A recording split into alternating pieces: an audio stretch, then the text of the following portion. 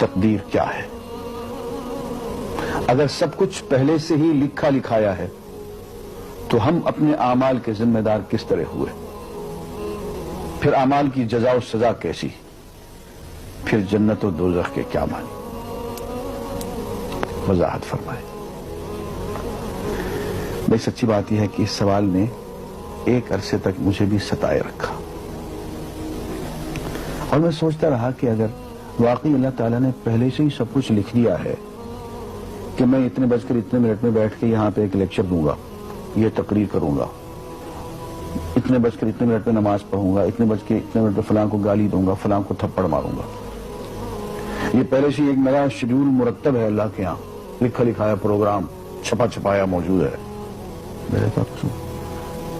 جو لکھنے والے کا قصور ہے؟ بات تو خطرناک ہے نا، بات تو خطرناک ہے نا۔ تقدیر کیا ہے؟ عربی میں اس کے لیے ایک لفظ لکھا جاتا ہے دینی کتابوں میں، علم اللہ السابق، اللہ کا علم جو پہلے سے اسے حاصل ہے۔ اللہ کو معلوم ہے کہ آج میں اتنے بج کر اتنے منٹ پہ اپنی مرضی سے، اپنے ارادے سے، اپنی آزادی فکر اور آزادی عمل پہ، عمل سے کام لیتے ہوئے یہ کام کروں گا۔ اب بھائی کام تو میں اپنی مرضی سے کر رہا ہوں، اپنی آزادی سے، اپنے ارادے سے کر رہا ہوں، لیکن اتنی سی بات تو مانو کہ اللہ تعالیٰ علام الغیوب ہے، علیم بذات الصدور ہے۔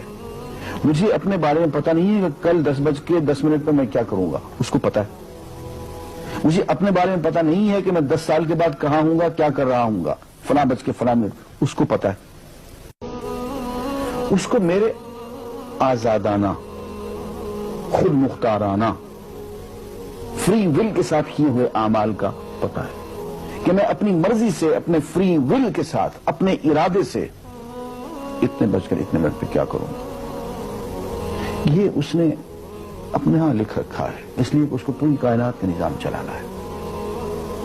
اس کا علم جو ہے وہ صحیح ہے، لیکن اس کا علم میرے ارادے سے نہیں ٹکراتا ہے۔ یہ بات میں ایک مثال سے سمجھاؤں گا۔ میرے ساتھ ایک واقعہ پیش ہو گیا، اس دن مجھے تقدیر سمجھ میں آ گئی کہ ہوتی کیا۔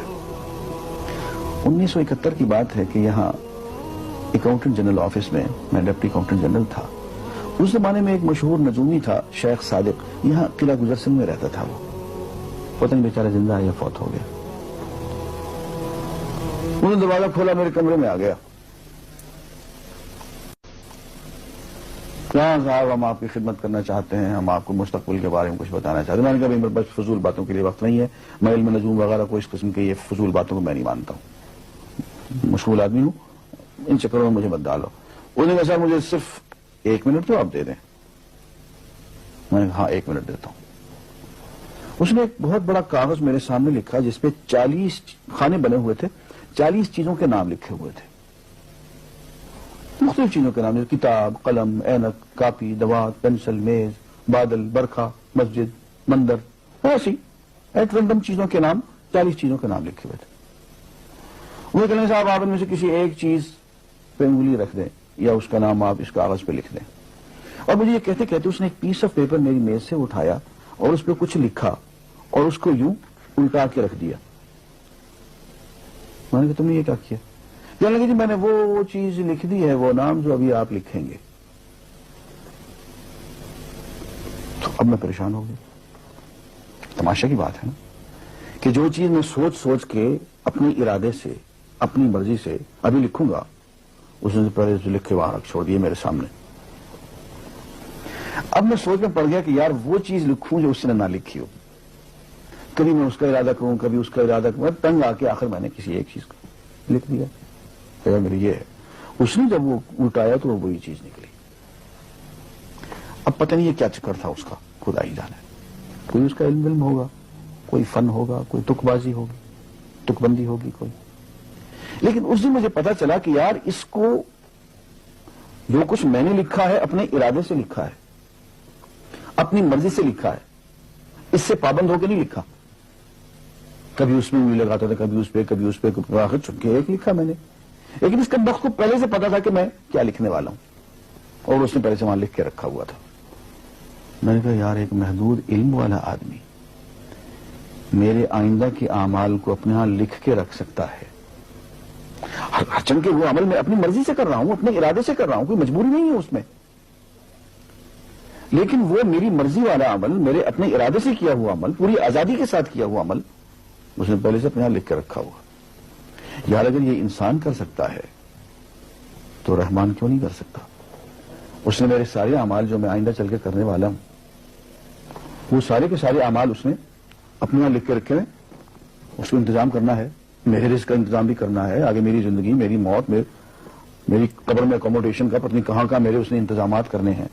تو میرے بارے میں اس نے سارا ڈیٹا کلیکٹ کر کے رکھا ہوا ہے اپنی انفارمیشن کے لیے کہ یہ اپنی مرضی سے کیا کیا کچھ کرے گا. تو اس کے لکھے ہوئے ہونے سے میری مرضی ختم نہیں ہوتی, میری ذمہ داری ختم نہیں ہوتی, میرا ارادہ, میری فری ول ختم نہیں ہوتی.